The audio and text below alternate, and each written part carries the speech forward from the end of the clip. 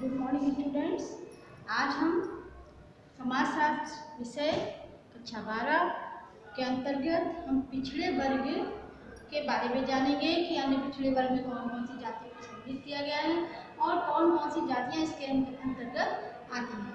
पिछले जो हमने वीडियो बनाया था उसमें हमने अनुसूचित जातियों की समस्याएं, अनुसूचित जाति कौन कौन सी हैं और अनुसूचित जातियों के लिए कल्याण हेतु कौन कौन से सुझाव किए गए उनके बारे में हमने आपसे चर्चा की थी। आपको हमने उसके अध्यापन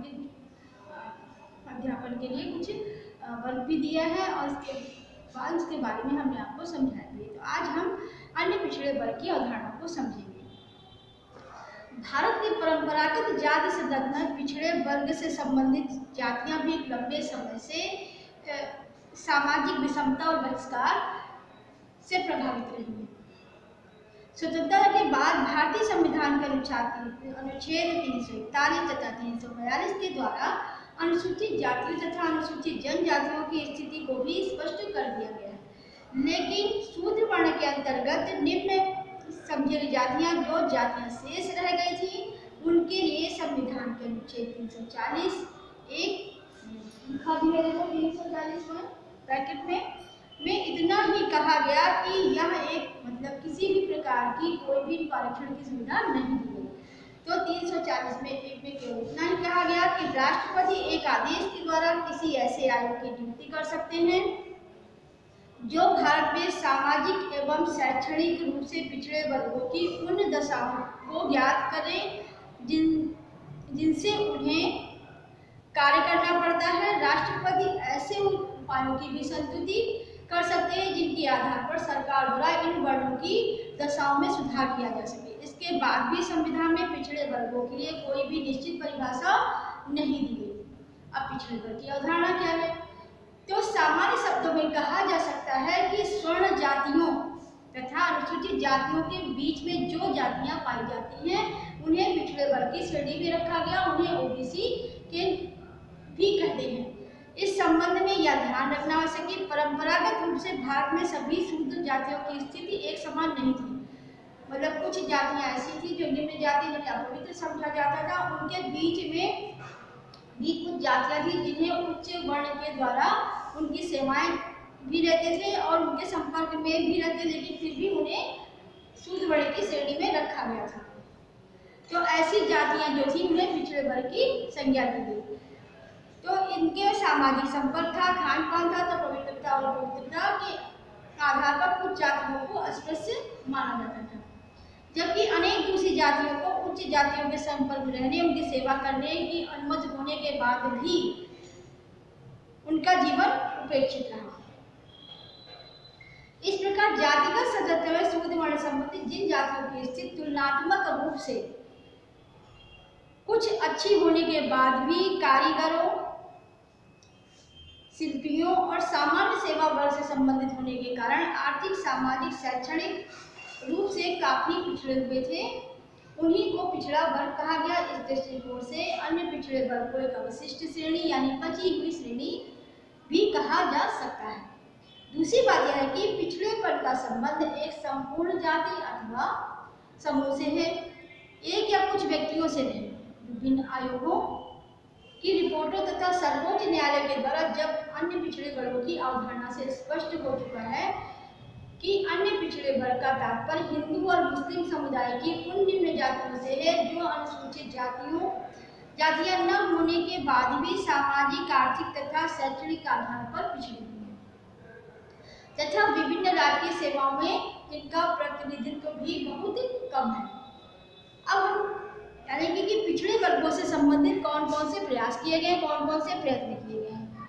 तो सबसे पहले श्री नारायण धर्म परिपालन आंदोलन। श्री नारायण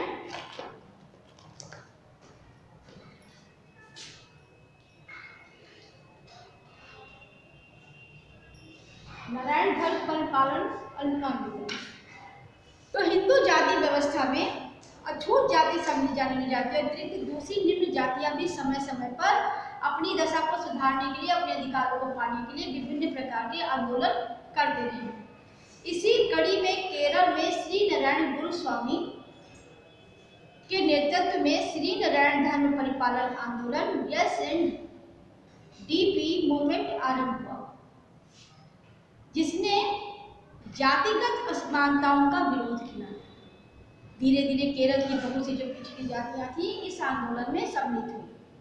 यहाँ तक कि पिछड़े वर्ग द्वारा किए जाने वाले आंदोलनों का संबंध केरल अपनी परिस्थिति को ऊंचा हुए। केवल क्या उनका उद्देश्य ये था कि अपनी जो परिस्थिति है, जो अपनी समाज में स्थिति है, उसको केवल ऊंचा उठाना था। किसी तरह के राजनीतिक अधिकार या आरक्षण को प्राप्त करना नहीं था। पिछड़ी जातियों को एक अलग श्रेणी के रूप में मान्यता देकर उन्हें आरक्षण की सुविधाएं देने के लिए पहला आंदोलन पेरियार ईवी स्वामी मद्रास के पेरियार ईवी स्वामी ने आरंभ किया। इनके आंदोलन का नाम आत्म सम्मान आंदोलन के रूप में यह माना जाता है। बाद में इन्होंने द्रविड़ कड़गम पार्टी की स्थापना करके एक संगठित रूप लेकर इन्होंने ब्राह्मण विरोधी आंदोलन शुरू किया और दूसरी ओर राज्य में पिछड़े वर्गों की पहचान करके उन्हें आरक्षण देने पर भी बल दिया।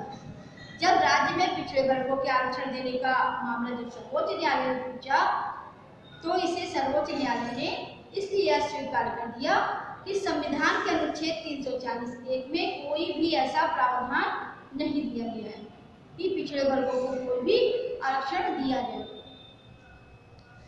इस निर्णय के विरुद्ध मद्रास में सन 1950 में 1950 में इतना व्यापक आंदोलन शुरू किया गया कि सरकार को उनके आगे झुकना पड़ा और सरकार ने 2 माह के अंदर इसमें संशोधन किया। तो संविधान के अनुच्छेद 16 में एक नई धारा 16(4) लिखा हुआ मैंने 16(4) को जोड़कर यह कहा गया कि प्रत्येक राज्य को यह अधिकार होगा कि उसकी राय में राज्य के जिस पिछड़े वर्ग को वहां की सेवाओं में समुचित प्रतिनिधित्व न मिला हो उसके पक्ष में नियुक्ति संबंधी आरक्षण का प्रावधान किया जा सकता है। इसके फलस्वरूप सबसे पहले मद्रास सरकार ने सन 1951 में राज्य की सेवाओं में पिछड़े वर्ग को आरक्षण देना शुरू कर दिया। यहीं से यह आवश्यक समझा जाने लगा कि एक आयोग की नियुक्ति करके ऐसे मानदंड अथवा कसौटियां निर्धारित की जाए जिनके आधार पर अन्य पिछड़े वर्गों की पहचान हो सके। इसके लिए इन्होंने काका कालेलकर आयोग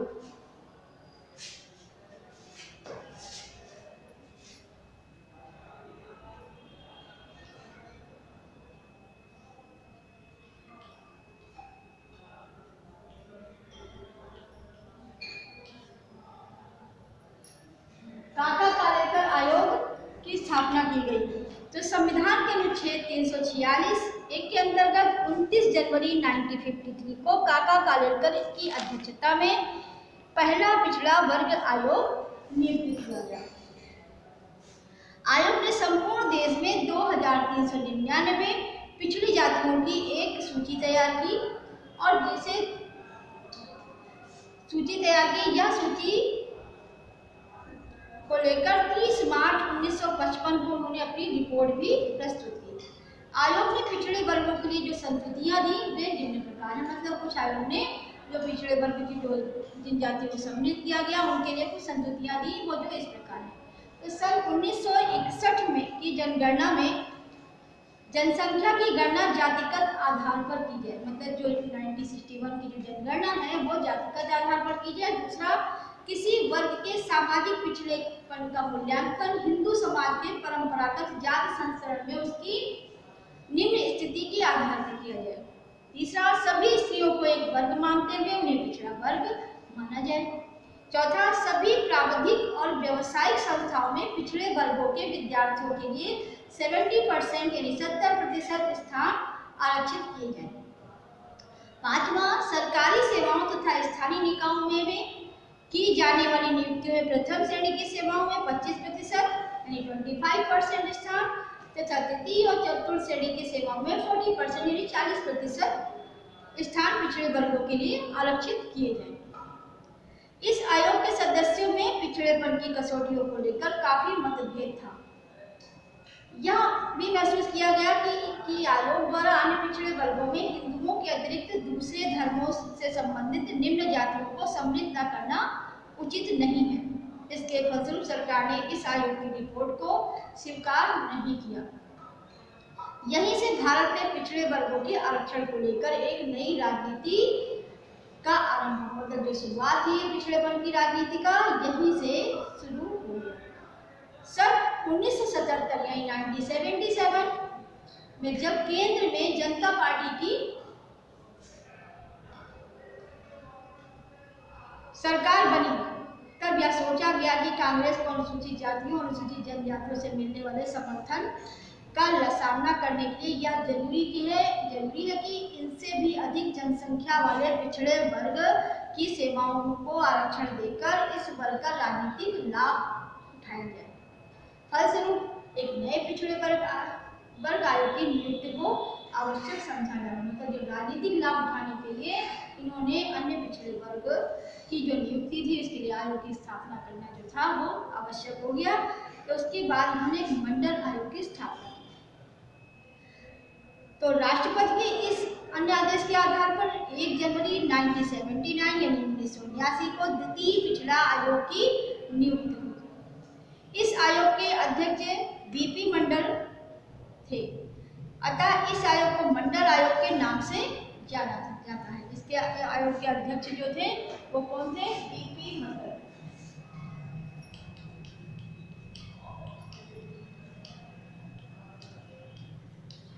बीपी मंडल थे और इस आयोग को मंडल आयोग के नाम से जाना गया। आयोग ने दिसंबर 1980 में अपनी रिपोर्ट प्रस्तुत की, यानी 1980 में अपनी रिपोर्ट दी। आयोग ने पिछड़े वर्गों के चयन के लिए सामाजिक, शैक्षणिक तथा आर्थिक क्षेत्र में 11 कसौटियों का उपयोग किया। इसके साथ ही पिछड़े वर्गों के विकास के लिए अनेक सुझाव भी दिए। इनके मुख्य सुझाव इस प्रकार हैं। कितनी कसौटियों को सम्मिलित किया गया? 11 कसौटियों को सम्मिलित किया गया और सुझाव भी उन्होंने दिए। तो पहला सुझाव उनका क्या था? सार्वजनिक क्षेत्र तथा सरकार द्वारा आर्थिक सहायता प्राप्त करने वाले सभी प्रतिष्ठानों में पिछड़े वर्गों की नौकरियों में 27% स्थान आरक्षित किए जाए। दूसरा, पदोन्नति के लिए 27% के सिद्धांत को लागू किया जाए। मतलब जब पदोन्नति हो तब भी 27% के सिद्धांत को लागू किया जाए। तीसरा, पिछड़े वर्ग के विद्यार्थियों को वैज्ञानिक, प्राविधिक और व्यवसायिक श्रेणी की सभी संस्थाओं में 27% स्थान आरक्षित किए गए। चौथा, पिछड़े वर्गों में साक्षरता बढ़ाने के लिए एक समयबद्ध योजना लागू की जाए। अब हम तीसरा इनका जो था, यही पिछड़े वर्ग के जो विद्यार्थी थे, वैज्ञानिक, प्राविधिक और व्यावसायिक श्रेणी की सभी संस्थाओं में 27% स्थान आरक्षित किए जाए। फिर पिछड़े वर्ग साक्षरता बढ़ाने के लिए एक समयबद्ध योजना लागू की जाए। पांचवा, इन वर्गों में अपने परंपरागत व्यवसाय को छोड़कर कोई कुटीर उद्योग करना चाहता है या कोई अपना उद्योग लगाना चाहता है तो उसके लिए भी उन्हें तकनीकी सहयोग और आर्थिक सहायता प्रदान की जाए। छठा, जिस तरह अतिरिक्त भूमि का वितरण अनुसूचित जातियों के लिए किया गया, उसी प्रकार पिछड़े वर्गों के भूमिहीन किसानों को भी, श्रमिकों की भी ऐसी भूमि का वितरण किया जाना चाहिए। अप्रैल 1982 को जब मंडल आयोग की रिपोर्ट संसद के पटल पर रखी गई, यानी जब संसद में प्रस्तुत की गई, तब तत्काल कांग्रेस सरकार ने इसे न तो स्वीकार किया और न ही अस्वीकार, तो उसे किसी कोई भी प्रतिक्रिया नहीं दी। दिसंबर सन 1989 यानी 1989 में जब राष्ट्रीय मोर्चा की सरकार बनी, तब वीपी सिंह ने प्रधानमंत्री के रूप में यह घोषणा की कि मंडल आयोग की संस्तुति को स्वीकार करते हुए सामाजिक और शैक्षणिक रूप में पिछड़े वर्गों के लिए सभी राजकीय सेवाओं में 27% यानी 27% आरक्षण लागू कर दिया गया है। यानी सभी क्षेत्रों में 27% आरक्षण लागू किया गया। इन घोषणा के बाद ही पूरे देश में इसका व्यापक विरोध किया गया। कई प्रकार की हिंसात्मक घटनाएं भी सामने, आत्महत्या, आत्मदाह की भी घटनाएं हुई। अनेक संगठनों की ओर से राज्य की और केंद्र सरकार द्वारा किए गए निर्णय का विरोध किया और इसे चुनौती देने के लिए सर्वोच्च न्यायालय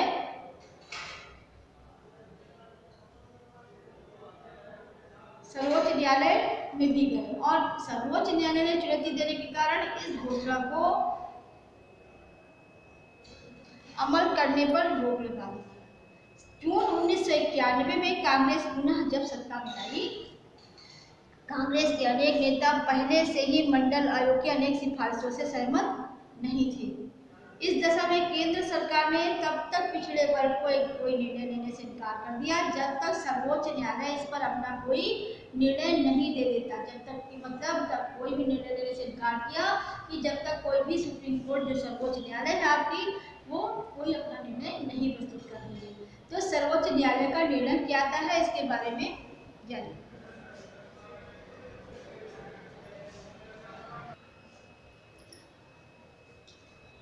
अब मंडल आयोग की संस्तुतियां तथा केंद्र और राज्य सरकार द्वारा अन्य पिछड़े वर्गों को एक दूसरे से भिन्न नीतियों के आधार पर आरक्षण देने से संबंधित सभी पक्षों पर सर्वोच्च न्यायालय में गहराई से विचार किया गया। जो सर्वोच्च न्यायालय का निर्णय था उसे आप समझिए। इसके बाद 16 नवंबर 1992 यानी 16 नवंबर 1992 को सर्वोच्च न्यायालय ने पिछड़े वर्ग के ऊपर अपने विचार दिए, अपनी रिपोर्ट दी।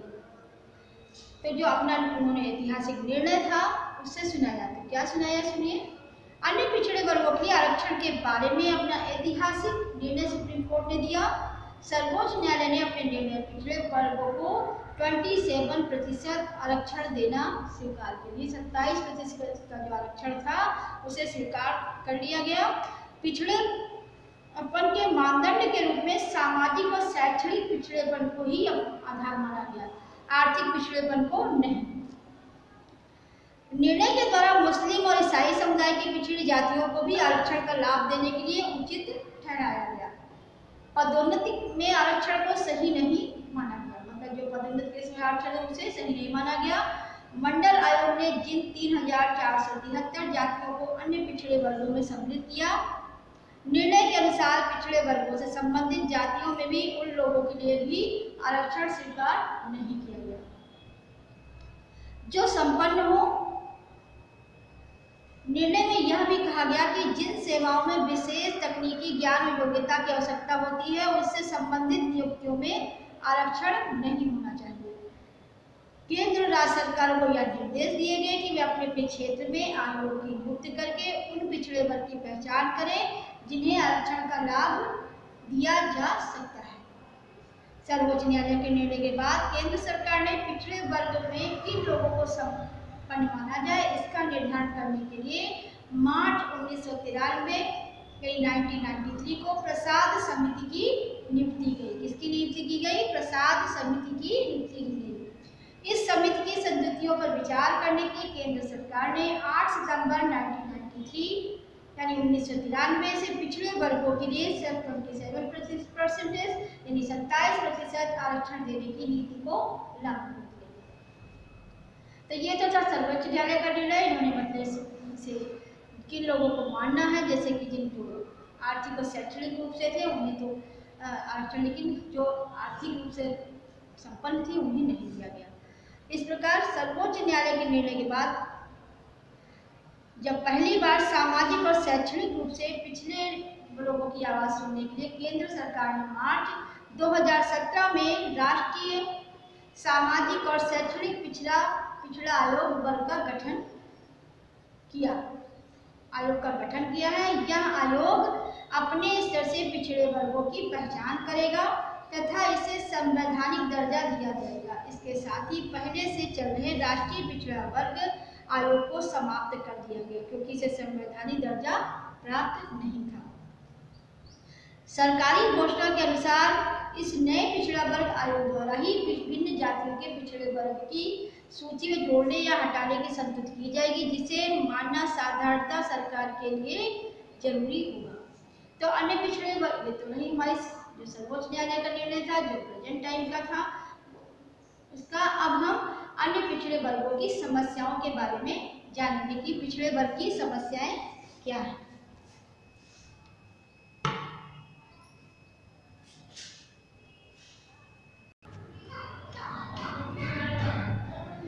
अब हम अन्य पिछड़े वर्गों की समस्याओं के बारे में जानेंगे कि कौन कौन सी उनकी समस्याएं हैं। तो सामाजिक, शैक्षणिक तथा आर्थिक आधार पर अन्य पिछड़े वर्ग भारतीय जनसंख्या का एक बहुत बड़ा भाग है। स्वाभाविक है कि सभी पिछड़ी जातियां तथा अन्य पिछड़े वर्गों की समस्याएं एक समान नहीं हो सकती, क्योंकि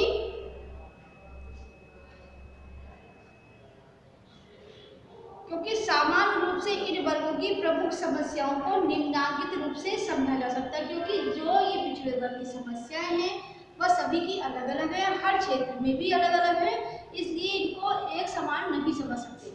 इसके लिए हमें कुछ निम्नलिखित रूपों में इनको समझा जा सकता है। तो पहला है आपका सामाजिक समस्याएं, दूसरा है आर्थिक समस्याएं, तीसरा आंतरिक असमानताएं, चौथा पिछड़े वर्ग का राजनीतिकरण, पांचवा पिछड़े वर्गों की क्षेत्रीय असमानताएं, छठा है पिछड़े वर्गों के चयन में विलंब। तो पहले हम चर्चा करेंगे सामाजिक समस्याओं के ऊपर। तो विभिन्न प्रकार की जो सामाजिक रुचियां, अंधविश्वास आज भी पिछड़ी जातियों के सामाजिक जीवन का एक प्रमुख हिस्सा है। बाल विवाह प्रचलन इन्हीं जातियों में सबसे अधिक पाया जाता है। ग्रामों में अनेक पिछड़े जो गांव हैं उनमें अनेक पिछड़ी जातियों पर इसलिए अधिक अत्याचार होते हैं कि उन्हें किसी तरह का कोई भी संवैधानिक संरक्षण प्राप्त नहीं है, मतलब किसी पे कानूनी कार्रवाई नहीं हो सकती, इसलिए इनकी जो अत्याचार है वो इन पर ज्यादा होते हैं। दूसरा है इनका आर्थिक समस्या। अन्य पिछड़े वर्गों में संबंधित अधिकांश जातियां वे हैं जिनमें अधिकांश लोग भूमिहीन श्रमिक हैं, छोटे कारीगर हैं, छोटे किसान हैं, औद्योगिक श्रमिक हैं अथवा मकानों के निर्माण जैसे कार्यों में लगे हुए हैं और उससे संबंधित हैं। निर्धनता के कारण बहुत सी स्त्रियां भी श्रमिकों के साथ या श्रमिकों के रूप में काम करती हैं। बेरोजगारी के कारण एक बड़ी जनसंख्या ने गांवों में, नगरों में भी प्रवास किया है, मतलब नगरों में की ओर भी वो जाने लगे हैं और वहीं पर रहते हैं। अशिक्षित होने के कारण इन्हें आरक्षण का भी कोई विशेष लाभ नहीं मिल पाया और जो इन्हें मिलने वाली मजदूरी भी है वह इतनी कम होती है कि इनमें आर्थिक समस्याओं का भी समाधान नहीं हो पाता है। तो ये तो होगी इनकी आर्थिक समस्याएं। तीसरा है आपका आंतरिक समस्या। विभिन्न राज्यों में अन्य पिछड़े वर्ग जहाँ एक और सामाजिक और आर्थिक रूप से कुछ जातियां बहुत पिछड़ी हुई हैं, तो वहीं दूसरी ओर इसमें उन जातियों को सम्मिलित कर लिया गया है जो आर्थिक और राजनीतिक आधार पर काफी प्रभावशाली है। हाल ही में एक सर्वेक्षण किया गया और सर्वे किया गया तो उससे पता चला कि पिछड़े वर्गों को मिलने वाले आरक्षण का लगभग 70% लाभ केवल 4-5 जातियों को ही मिला है। जो 70% जो लाभ मिला है वो केवल 4-5 जातियों को मिला है, जैसे यादव, कुर्मी, राजपूत, नाई और साहू आदि।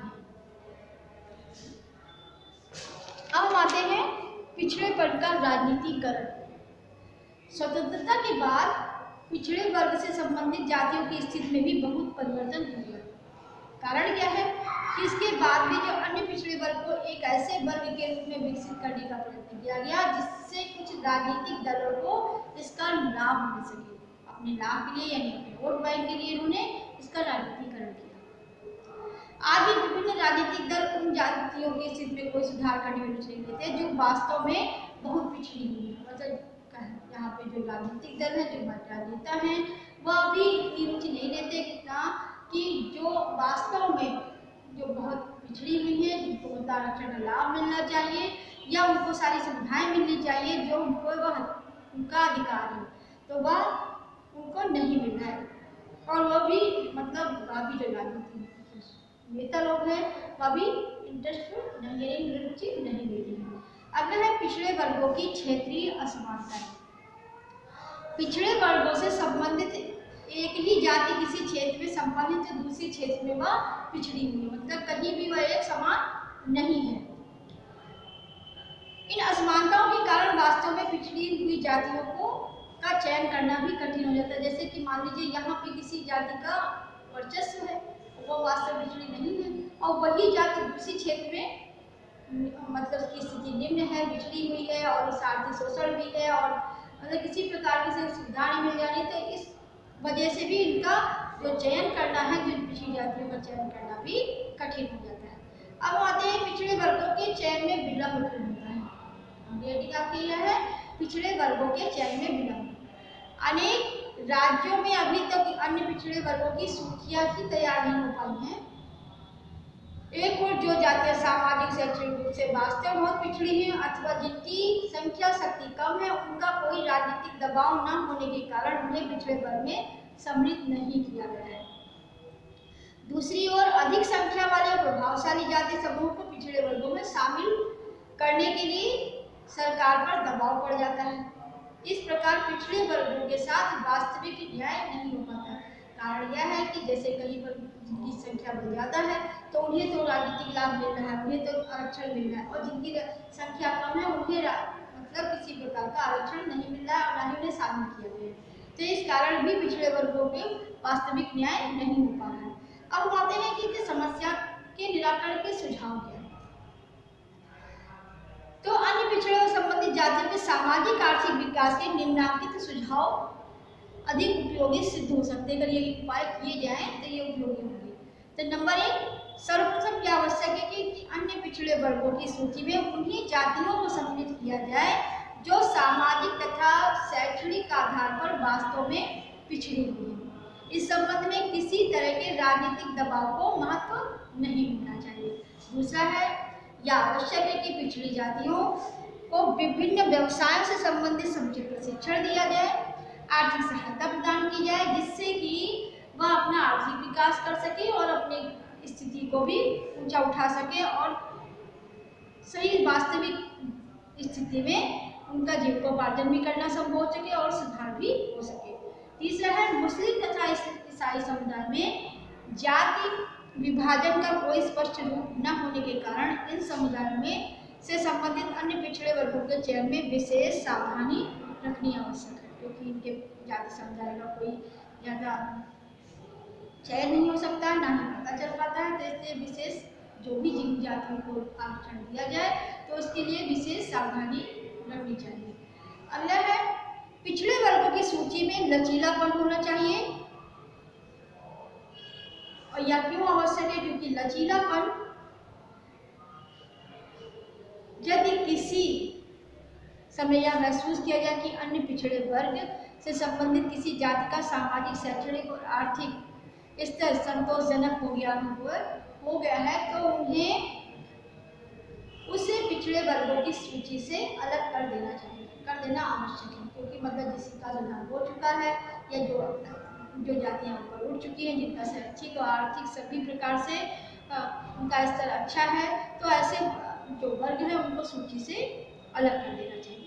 पांचवा है कि सर्वोच्च न्यायालय ने स्वयं यह स्वीकार किया है कि किसी विशेष जाति के सभी लोगों को एक वर्ग में नहीं माना जा सकता है।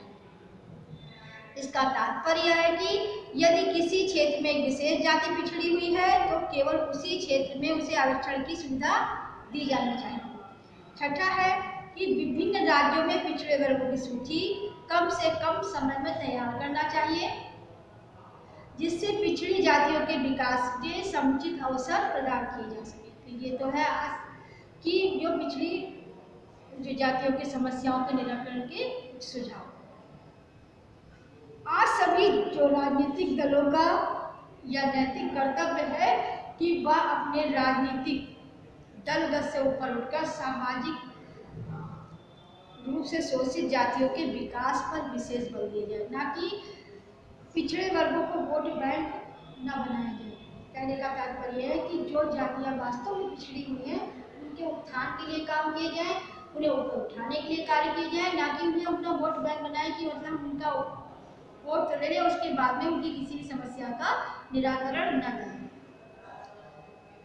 अपनी वोट बैंक बनाने की मानसिकता को बदलना होगा और सामाजिक सांस्कृतिक एकीकरण में बहुत जो कि हमारे जो सामाजिक और सांस्कृतिक एकीकरण में बहुत बाधक बन रहा है। इसलिए जो राजनीतिक दल के नेता लोग हैं उनसे अपेक्षा की जाती है कि वह सभी लोग अपने वोट बैंक को अपने वोट बैंक का दर्जा न देकर उन्हें ऊपर उठाने का प्रयास करें। अब हम यहीं पर अपना वीडियो समाप्त करते हैं। इसके लिए कुछ हम आपको क्वेश्चंस दे रहे हैं जिनके आंसर आपको लिखने हैं और नोट्स भी बनाने हैं। तो पहले आ जाइए आप इसमें, इस वीडियो में दूसरे वीडियो के और तीसरे दोनों के हैं आंसर है। तो दूसरा है कि अन्य, पहले तो आप बताइए अनुसूचित जातियां किन्हें कहते हैं? अति लघु का है। अनुसूचित जाति से क्या तात्पर्य है? अनुसूचित जाति की कोई दो परंपरागत समस्याएं बताइए। पिछड़े वर्ग का अर्थ स्पष्ट करें। अन्य पिछड़े वर्ग के विकास के लिए कोई एक सुझाव दीजिए। अब लघु उत्तरीय प्रश्न, अन्य पिछड़े वर्ग की अवधारणा क्या है? अनुसूचित जातियों के विकास के लिए कोई 4 सुझाव दीजिए। अन्य पिछड़े वर्गों की प्रमुख समस्याएं क्या है? अब आते हैं दीर्घोत्तरीय प्रश्न पर, अनुसूचित जाति से क्या तात्पर्य है? इनके विकास के सरकार द्वारा किए गए प्रयत्नों की विवेचना कीजिए। अन्य पिछड़े वर्ग से आप क्या समझते हैं? भारत में अन्य पिछड़े वर्गों की समस्याओं की विवेचना कीजिए। अस्पृश्यता क्या है? इसके निवारण के सरकार ने क्या प्रयत्न किए हैं? सामाजिक विषमता क्या है? यह किस प्रकार सामाजिक व्यवस्था द्वारा उत्पन्न होती है? इसी के साथ अपना वीडियो समाप्त करते हैं। अगले वीडियो में फिर मिलेंगे, तब तक के लिए धन्यवाद।